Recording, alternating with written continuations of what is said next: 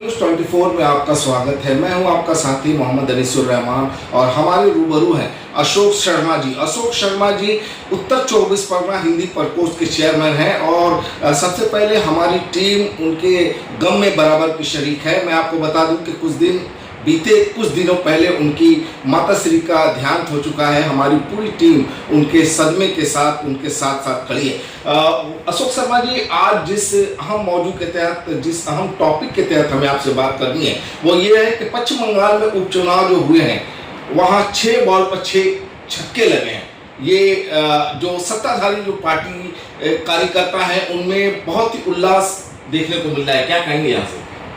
बस यही बोलेंगे कि पश्चिम बंगाल में जो हमारी नेत्री हैं ममता बनर्जी जी, अभिषेक बनर्जी जी, उन्होंने जिस तरीके से पश्चिम बंगाल की जनताओं को विश्वास दिलाया था, क्योंकि भारतीय जनता पार्टी ने जिस तरीके से ये अर्जीकर को मामले को लेकर जिस तरीके से उन लोगों ने षड्यंत्र किया था, वो षड्यंत्र उनका चला नहीं। वो जिस तरीके से पिछले 8-9 महीने से माने बंगाल को इस तरीके से उन्होंने डिस्टर्ब किया कि उसका जवाब जो है इस तरीके से जनता ने हमारी नेत्री ममता बनर्जी, अभिषेक बनर्जी को जीत के रूप में दिया कि हम लोग सही थे।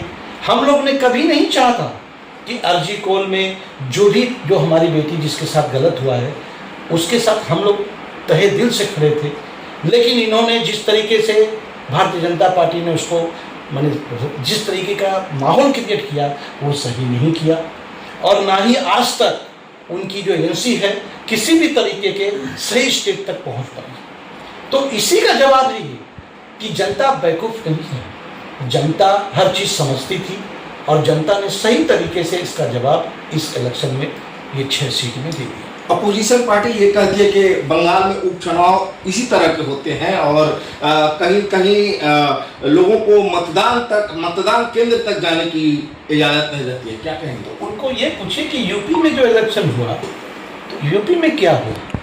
यूपी में भी क्या वहाँ की जो सरकार है वो भी यही कर रही थी क्या? यूपी में क्या हुआ? देखिए, ये सब इनका काम है, इनके पास कुछ नहीं बचा है पश्चिम बंगाल में अब करने के लिए। ये पश्चिम बंगाल में सिर्फ लड़ाने के सिवा और कुछ नहीं कर सकते, और यही करते तो मैं नहीं जाना है। जनता ने इनको सही जवाब दे दिया है। ये अपने बारे में सोचे, इनके सुवेंदु अधिकारी, सुकांत लोंढा, ये लोग अब इसमें सोचे कि इनको अपने लिए क्या करना है। अर्जुन सिंह जी कह रहे हैं कि एसओपी में कहीं गड़बड़ी पाई गई है।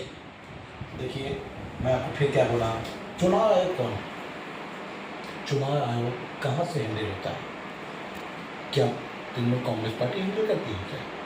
कैसी बातें करते हैं? ये सब बातों का कोई मतलब है? ये सब बातों का कोई मतलब नहीं है। ये सब बातों का तुक निकालना भी नहीं चाहिए। बहुत अच्छी तरीके से पश्चिम बंगाल में इलेक्शन हुआ और जनता ने पूरी तरीके से उसका जो परिचय है वो दिया। आप खाली बस ये समझ लीजिए कि पूरे पश्चिम बंगाल में जो भी प्रॉब्लम क्रिएट हुई वो कहाँ पे हुई? अर्जुन सिंह जी के ही माहौल में ये सब चीज़ें होता है। तो ये सब चीज़ें अच्छा नहीं है, ये नहीं होना चाहिए। कभी भी कोई भी आदमी बार बार खाली उंगली उठाएगा तो कैसे चलेगा? आप अपनी चीज़ों को क्यों नहीं झांक के देखते हैं कि आप लोग क्या कर रहे हैं? आपको जनता क्यों नकार रही है? यहाँ ईवीएम की कोई गड़बड़ी आपको नजर नहीं आ रही है? फिर आप समझे नहीं, यहाँ उनको ईवीएम से कोई फायदा ही नहीं होगा। तो आपको किसी देखिए, हमने आपको क्या बोला कि मैं जो एक ईवीएम वाला मुद्दा जो मैंने अभी एक जागो भारत चैनल में दिया था कि ईवीएम को हैकिंग जो किया जाता है, वो अगर हैकिंग करना है तो पूरी तरीके से हैकिंग करना पड़ेगा। देखिए, आज जो महाराष्ट्र में इलेक्शन हुआ है और 6 महीना पहले जो इलेक्शन हुआ था उसमें वोट शेयर में इतना गिरावट कैसे आ गया? किस तरीके से? गिव एंड टेक पॉलिसी है। सीधी सी बात है। वो हमें झारखंड में दिखाते हैं कि झारखंड में जेएमएम जीत गई, तो ईवीएम सही है, और महाराष्ट्र में बीजेपी जीत गई, वहाँ जीती, तो ईवीएम सही है। लेकिन महाराष्ट्र और झारखंड को आप एक कर सकते हो क्या? महाराष्ट्र और झारखंड क्या एक है क्या? आप मुझे बताइए हरियाणा और जम्मू कश्मीर एक है क्या? आप ये सब पॉलिसी को अगर गंभीरता से अगर सोचेंगे ना, बहुत दूर की प्लानिंग से सोचेंगे ना, देखिए ये मास्टर स्ट्रोक खेलते हैं ये लोग बैठ के वहाँ पे जो खेल खेलते हैं ना, आप देखो ना, अडानी, मुकेश अंबानी, आप खेला तो देखिए। आप मुझे बताइए कि अमेरिका की एक अदालत जो है अडानी जी पे FIR करती है, और हमारे ये सब चीज़ों को दूर से, बहुत दूर से सोचना पड़ेगा। जिस दिन भारतीय जनता पार्टी की सरकार जब उल्टी होगी ना, आपको हमारा सारा जवाब मिलेगा।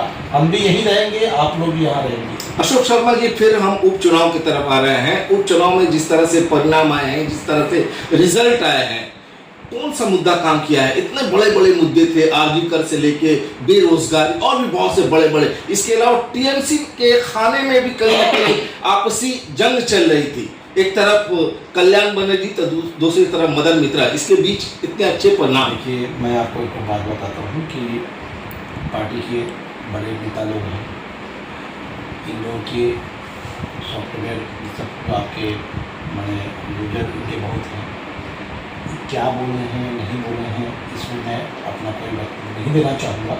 लेकिन मैं इतना बोलूँगा कि पार्टी के विरुद्ध कोई भी अगर काम करते हैं या कोई भी बोलेंगे तो पार्टी की सुप्रीमो ममता बनर्जी खुद जवाब देंगे, वो उनका डिसीजन लेंगे, मैं तो नहीं ले सकता।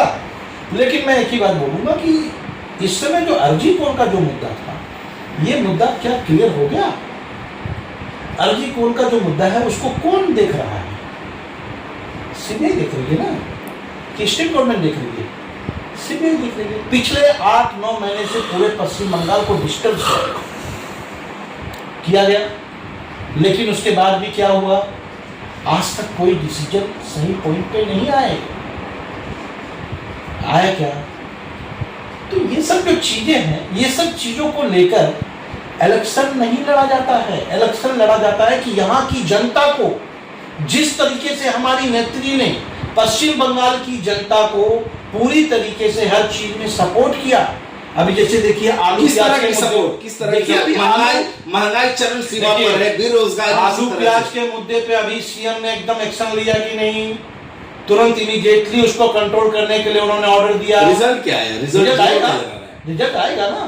अगर एक्शन लिया है कोई भी चीज, पब्लिक मर जाने के बाद रिजल्ट आने से क्या फायदा? ये तो आप समझेंगे, जिस तरह से महंगाई है कि पब्लिक को मारना ही होता, तो ये सब चीज जो है, जब तक किसी के पास ये सब चीज़ों की खबर आती है, उसके बाद उसकी टास्क फोर्स बनती है। अपोजिशन का काम है किसी भी तरीके से उंगली उठाना, लेकिन सीएम ने खुद बैठ के इसको पर्सनली अपने तरीके से लिया है कि भाई आलू और प्याज का दाम कम होना चाहिए, और कम होगा। आपको 1-2 दिन में सारा चीज क्लियर दिखेगा, उससे ज्यादा। और हमारे काम के बारे में आपको क्या सबूत चाहिए?